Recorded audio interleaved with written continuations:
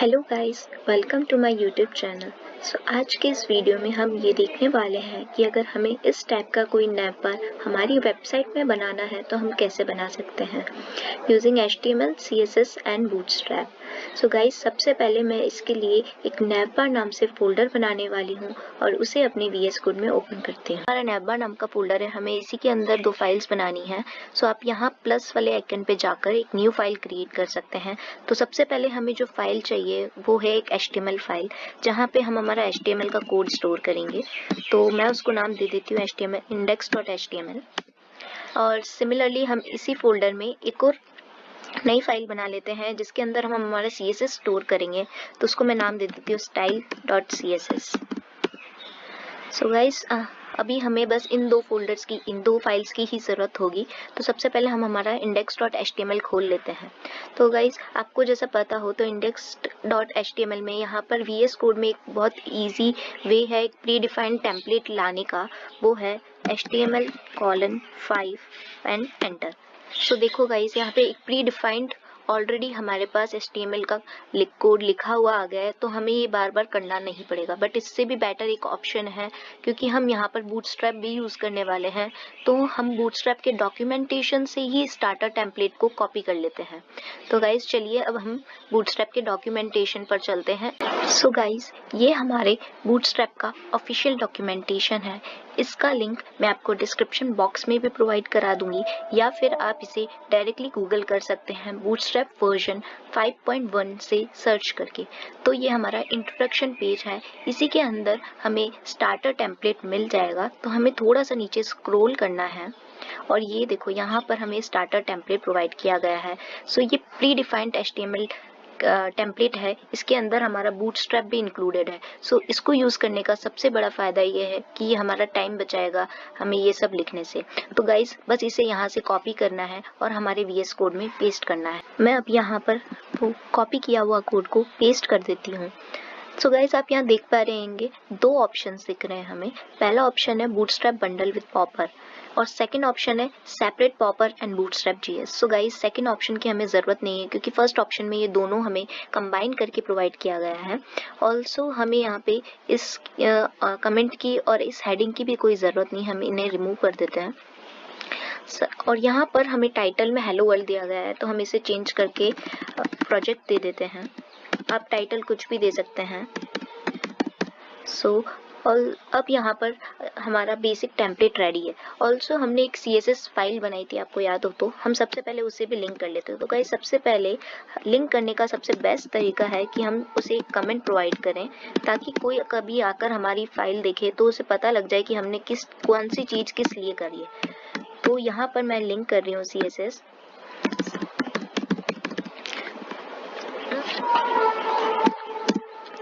और इसको मुझे टाइप देना होगा, जो कि है text type end of CSS, और इसे हमें एक लिंक देना होता है, तो वो है हमारा style.css।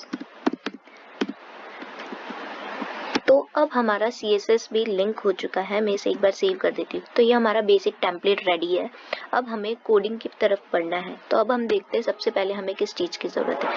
तो गाइस, सबसे पहले हमें एक कंटेनर बनाना होगा। उस कंटेनर के अंदर हमें रोज और कॉलम्स डिफाइन करने होंगे। तो सबसे पहले एक मैं डिव कंटेनर नाम से कॉलम बना लेती हूँ कंटेनर क्लास से। तो ये मेरा कंटेनर बन गया है। अभी मुझे एक रो चाहिए, तो ये मेरा रो बन गया है। अब इसके अंदर मुझे कॉलम्स लेने हैं। तो एक रो में 12 कॉलम्स होते हैं as per bootstrap grid system. अभी मैं सबसे पहले यहाँ पर डिव बना लेती हूँ, कॉल मिड 5 का ले लेती हूँ मैं। अब इसके अंदर सबसे पहले हम इस रो को कोई कलर दे देते हैं। तो मैं यहाँ इसे BG प्राइमरी दे रही हूँ, तो इससे हमारा बैकग्राउंड कलर ब्लू सेट हो जाएगा। ऑल्सो मैं चाहती हूँ, हमने देखा था कि वो हमारा पूरा राइट साइड पे अलाइन था जो हमने डिज़ाइन देखा था। तो हम इसे जस्टिफाई कंटेंट एंड, इससे जो भी हम बनाएंगे वो हमारा राइट साइड पे अलाइन रहेगा। सो गाइस ये हमारा बेसिक रेडी हो गया है। अभी हम अगर जाकर देखते हैं तो हमें कुछ भी नहीं दिखेगा क्योंकि हमने कोई डेटा एंटर ही नहीं किया है। जैसा कि गाइस आप देख सकते हैं कि अभी तक हमारे स्क्रीन पर कुछ भी विजिबल नहीं है। ये इसलिए है क्योंकि अभी तक हमने कुछ लिखा ही नहीं है जो विजिबल हो। अब जैसा कि हम जानते हैं हमें इस टाइप का एक डिजाइन बनाना है जहाँ पर हमें दिख रहे हैं कुछ आइकन्स। सो अभी तक हमने ये डिव बनाया है जो ब्लू कलर में विजिबल है। बीजी प्राइमरी हमने कलर दिया है जो कि ब्लू कलर है, और हमने अभी तक इसके अंदर अब हमें एक वाइट कलर का ये बनाना है डिव। तो जो हमने कॉल 5 लिया था वो इसी डिव के लिए लिया है। तो अभी हम उसके लिए क्या करने वाले हैं कि सबसे पहले हमें जरूरत पड़ेगी इन आइकन्स की। तो ये आइकन्स मैं जहाँ से सजेस्ट कर रही हूँ आप वहाँ से यूज कर सकते हैं, या तो आप इन्हें एज ए इमेजेस डाउनलोड करके इमेज को लगा सकते हैं, या फिर आप बूटस्ट्रैप का बट आइकन्स सेक्शन यूज ले सकते हैं। सो गाइज अभी हम ये देख लेते हैं कि हमें आइकन्स कहाँ पर मिलेंगे बूटस्ट्रैप के डॉक्यूमेंटेशन में। सो हमें लेफ्ट नेविगेशन में ही थोड़ा सा नीचे जाना होगा और एक्सटेंड में हमको आइकन्स का ऑप्शन दिखता है। सो हम इस पे क्लिक कर लेंगे। अभी हमें यहाँ पर बूटस्ट्रैप आइकन्स बहुत वाइड वेराइटी में हमें प्रोवाइड किए गए हैं, हमें डायरेक्टली हमारे कोड के अंदर यूज कर सकते हैं। सो अभी हमें learn more about bootstrap icons पे क्लिक करना है। इस बूटस्ट्रैप आइकन्स यूज करने के हमारे पास 3 मेथड्स रेडीली अवेलेबल हैं। वो है फर्स्ट हमारा यूजिंग npm, सेकेंड ऑप्शन है हमारा डाउनलोड, और थर्ड ऑप्शन है CDN। सो अगर आप डाउनलोड वाला ऑप्शन प्रेफर करना चाहते हैं तो आपको बस ये लेटेस्ट ज़िप फाइल यहाँ से डाउनलोड करना होगा। जैसे ही आपका डाउनलोड हो जाता है इसे आपको अनजिप करके एक हमारा जो फोल्डर हमने बनाया था नेवबार नाम से, जहां हमने हमारा HTML और CSS फाइल को स्टोर किया है, सेम उसी जगह आपको ये अनजिप करके वहां सेव कर देना है। उसके बाद जैसे हमने हमारा CSS को लिंक किया था, सेम उसी तरीके से आप इसे भी लिंक कर सकते हैं और यूज कर सकते हैं। बट मैं यहाँ पे CDN वाला मेथड प्रेफर करती हूँ। सो मैं यहाँ से CDN प्रेफर करने का एक रीजन ये है कि it is very easy. Just मुझे यहाँ पे कॉपी करना है और मुझे वहाँ हमारे हेड टैग में जाकर इसे पेस्ट कर देना है VS कोड में। सो अभी मैं इसे VS कोड में हमारे पेस्ट कर देती हूँ। जो मैंने अभी CDN का लिंक कॉपी किया था मैं उसे यहाँ हेड सेक्शन में पेस्ट कर देती हूँ। तो उसके लिए सबसे पहले मैं एक कमेंट प्रोवाइड कर देती हूँ ताकि अगर कोई हमारा कोड देखे तो उसे ये समझ में आ जाए कि हमने बूटस्ट्रैप आइकन्स कहाँ लिंक किए हुए हैं। और मैं यहाँ से पेस्ट करके अब एक बार मैं अपनी फाइल को सेव कर देती हूँ। तो गाइस अब हमारे बूटस्ट्रैप आइकन्स हमारे HTML कोड के साथ लिंक हो चुके हैं। अब हम हमारे कोड के अंदर बूटस्ट्रैप आइकन्स को फ्रीली यूज कर सकते हैं। तो चलिए सबसे पहले हम ये देख लेते हैं कि हमें इस डिज़ाइन के लिए कौन कौन सा आइकन्स की नीड होगी। सो यहाँ पर आप देख सकते हैं हमें 5 आइकन्स की ज़रूरत है। पहला है हमारा होम आइकन, दूसरा सर्च, तीसरा लाइक का, एंड फोर्थ नोटिफिकेशन, और पांचवा हमारा पीपल का। तो हम हमारे बूटस्ट्रैप आइकन्स वाले डॉक्यूमेंटेशन में सबसे पहले होम को सर्च कर लेते हैं। यहाँ पर मैं होम को सर्च कर लेती हूँ। तो होम में हमको इतने सारे ऑप्शंस मिलते हैं, आप कोई सा भी एक खोल सकते हैं। मैं पहला वाला ले रही हूँ और यहाँ से हमें एक लिंक मिलता है और इस लिंक को हमें बस कॉपी करना है और हमारे HTML के कोड में जहाँ पे हमने हमारा कॉल लिया है, कॉल MD5, वहाँ पे अब मैं इसे पेस्ट कर देती हूँ। हमारा कॉल MD5 है, यहाँ पर मुझे वो लिंक जो अभी हमने कॉपी किया था वो पेस्ट करना है। तो अब मैं इसे एक बार सेव कर लेती हूँ और एक बार आपको दिखा देती हूँ कि ये कैसा दिख रहा है। प्रोजेक्ट में जाकर देख लेते हैं कि वो आइकन जो हमने अभी पेस्ट किया है वो कैसा दिख रहा है। तो गाइस आप देख सकते हैं वो आइकन यहाँ आ चुका है। बट जैसा कि मैंने आपको पहले डिज़ाइन में दिखाया था कि एक ब्लू कलर का हमारे पास बॉक्स जैसा है, उसके अंदर एक वाइट बॉक्स है और फिर हमारे पास उसके अंदर आइकन्स हैं, जैसा आप यहाँ से कंपेयर कर पा रहे हैं। बट अभी हमारे पास यहाँ पे कोई वाइट कलर का बॉक्स नहीं है। तो अभी हम वापस VS कोड में जाके पहले वो वाइट बॉक्स को लेकर आते हैं। तो हमने जो ये डिव बनाया था कॉल MD5, इसको हमें कोई बैकग्राउंड कलर असाइन करना है। तो मैं यहाँ इसे बैकग्राउंड लाइट दे रही हूँ। इसी के साथ मैं टेक्स्ट को भी सेंटर कर लेती हूँ ताकि जो भी आइकन्स हमको दिखेंगे वो सारे सेंटर अलाइन हो। तो इसके लिए हमारे पास एक क्लास होती है टेक्स्ट सेंटर, ये भी हमारे बूटस्ट्रैप का क्लास है। अब एक बार मैं इसे सेव करके आपको आउटपुट दिखाती हूँ कि अभी हमारा कैसा दिख रहा है। तो अब आप यहाँ पर देख सकते हैं कि जैसा हमें चाहिए था वैसा आ गया है। वाइट कलर का बैकग्राउंड सेट हो गया है और इनफैक्ट टेक्स्ट भी हमारा सेंटर हो गया है। तो ये आइकन हमारा आपको सेंटर में दिख रहा है इस वाइट कलर के डिव में। बट अभी आप देख पा रहे होंगे तो ये ब्लू कलर और वाइट कलर अलग अलग हो गए हैं, बट हमें चाहिए था ये ओवरलैप करे। तो ये ओवरलैप एक्चुअली कर रहे हैं बट ये हमें विजिबल नहीं है। ऐसा क्यों है? क्योंकि ये जो हमने बैकग्राउंड कलर दिया है वो हमने एक रो को दिया है और ये जो हमने बैकग्राउंड कलर लाइट दिया है वो हमने कॉलम को दिया है। तो अगर आप बूटस्ट्रैप को अच्छे से जानते हैं तो आप ये भी समझते होंगे कि अगर हम जो हमारा रो का साइज होता है बाय डिफॉल्ट कॉलम भी उतना ही साइज लेता है। तो अगर अभी हमें इसे ओवरलैपिंग तरीके से दिखाना है तो हमें इस डिव को, जो हमारा कॉलम वाला डिव है, इसको हमें थोड़ा सा मार्जिन और थोड़ा सा पैडिंग देना होगा। तो गाइस चलिए अब देखते हैं कि हम इसे मार्जिन और पैडिंग से कैसे सही कर सकते हैं। मार्जिन और पैडिंग आप या तो बूटस्ट्रैप से दे सकते हैं या फिर आप CSS से भी दे सकते हैं। मैं अभी के लिए यहाँ पे बूटस्ट्रैप से ही दे रही हूँ। सो बूटस्ट्रैप में हमारे पास मार्जिन के लिए प्री डिफाइंड क्लास है, तो मैं इसे मार्जिन टॉप दे रही हूँ 3 और मार्जिन बॉटम भी मैं इसे 3 दे देती हूँ। ऑल्सो मैं यहाँ थोड़ा सा इसको पैडिंग भी दे देती हूँ, तो मैं टॉप से पैडिंग दे रही हूँ 2 और बॉटम से भी मैं पैडिंग दे देती हूँ इसको 2। ये पैडिंग मैं इसलिए दे रही हूँ ताकि जो हमारे आइकन्स हैं उसके टॉप और बॉटम में भी हमें थोड़ा सा गैप मिले, वो एकदम डिव से हमें अटैच होता हुआ ना दिखे। ऑल्सो आपने एक और चीज़ देखी हो तो वो जो हमारा इनर डिव था, जो हमारा कॉलम था, वो हमें स्क्वायर शेप में नहीं बल्कि हमें राउंडेड शेप में चाहिए। तो उसके लिए भी हमारे पास बूटस्ट्रैप में एक क्लास है, उसका नाम है राउंडेड पिल। तो मैं वो ये क्लास यहाँ पर बस ऐसे राउंडेड पिल मुझे लिखना है और मैं बस इसे सेव कर देती हूँ।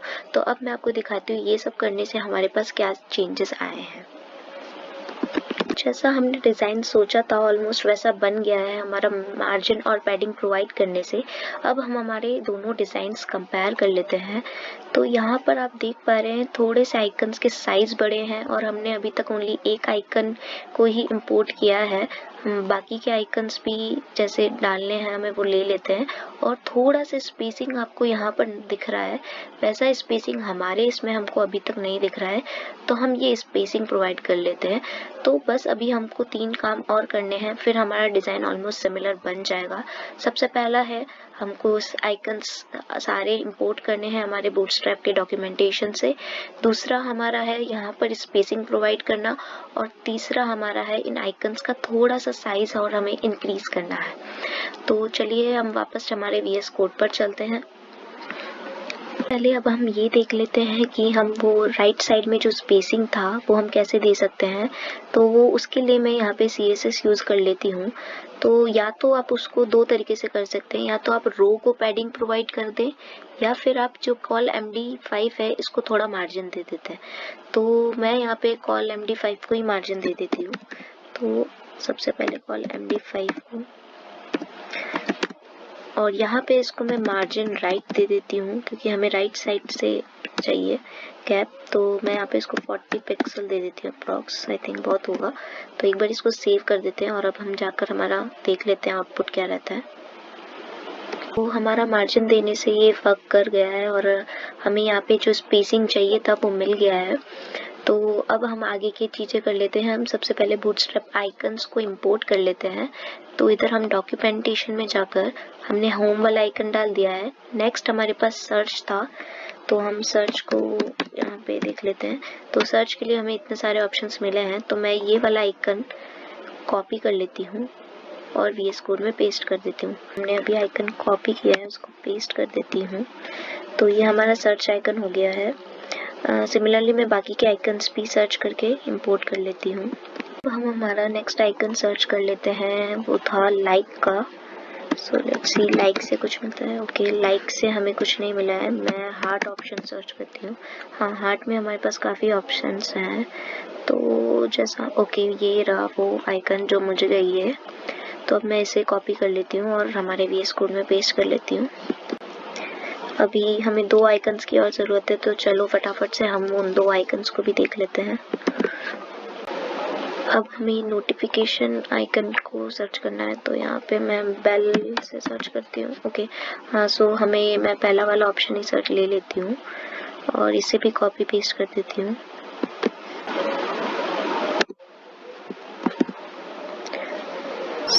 अब मैं यहाँ पे हमारा जो लास्ट आइकन है वो सर्च कर लेती हूँ। वो है हमारा पीपल। पीपल के अंदर हमें बहुत सारे ऑप्शंस दिए गए हैं। मैं ये वाला ले लेती हूँ और इसे भी कॉपी करके हमारे कोड में पेस्ट कर देती हूँ। तो मैं मेरा लास्ट आइकन भी यहाँ पे पेस्ट कर देती हूँ। तो अब हमारे सारे आइकन्स पेस्ट हो गए हैं। मैं इसे एक बार सेव करके आपको दिखा देती हूँ कैसा दिख रहा है। तो प्रोजेक्ट में हम जाकर देख लेते हैं हमारा डिज़ाइन कैसा दिख रहा है। सारे आइकन्स तो आ गए हैं, बट यहाँ पे हमारे आइकन्स बहुत पास में हैं। तो हमें इनके बीच में यहाँ पे थोड़ा स्पेसिंग प्रोवाइड करना है और थोड़ा सा इनका साइज थोड़ा बड़ा करना है ताकि हमारे डिज़ाइन की तरह हमें दिख पाए। तो बस ये लास्ट काम जो है वो हमारा बचा हुआ है, फिर हमारा डिज़ाइन ऑलमोस्ट रेडी है। तो हम चलो वो भी कर लेते हैं। इन सभी आइकन्स का एक कॉमन क्लास है BI। तो इस क्लास के थ्रू हम इनका फॉन्ट साइज सबका एक साथ बढ़ा देते हैं। तो मैं यहाँ पे इस क्लास को एक्सेस कर लेती हूँ और मैं यहाँ पे इनका फॉन्ट साइज थोड़ा बढ़ा देती हूँ। फॉन्ट साइज मैं यहाँ पे 25 पिक्सल्स ले लेती हूँ अप्रॉक्स, आई थिंक बहुत होगा। और थोड़ा सा मैं इसको पैडिंग दे देती हूँ ताकि जो हमें इनके बीच में गैप चाहिए था वो भी मिल जाए। तो मैं थोड़ा सा गैप 30 पिक्सल दे देते हैं, आई थिंक बहुत होगा। तो अभी हम सेव करके एक बार देख लेते हैं कैसा लग रहा है। ओके गाइस, सो एग्जैक्टली वैसा ही डिज़ाइन बन गया है जैसा हमने देखा था। तो आप कंपेयर भी कर सकते हैं इन दोनों को। तो बस यहाँ पे एक थोड़ा सा गैप का है, ये हमने थोड़ा मार्जिन 40 पिक्सल लिया है और यहाँ पे थोड़ा कम है। तो वो आप अपने अकॉर्डिंग एडजस्ट कर सकते हैं, जितना आपको रिक्वायर्ड है आप उतना एडजस्ट कर सकते हैं। तो इसी के साथ हमारा पूरा डिज़ाइन एग्जैक्टली बन चुका है। सो गाइस, अगर आपको इस वीडियो से रिलेटेड कोई डाउट्स है तो आप मुझसे कमेंट सेक्शन में पूछ सकते हैं। ऑल्सो अगर आपको ये वीडियो पसंद आई है तो प्लीज़ लाइक, शेयर और सब्सक्राइब ज़रूर करें। Thanks for watching.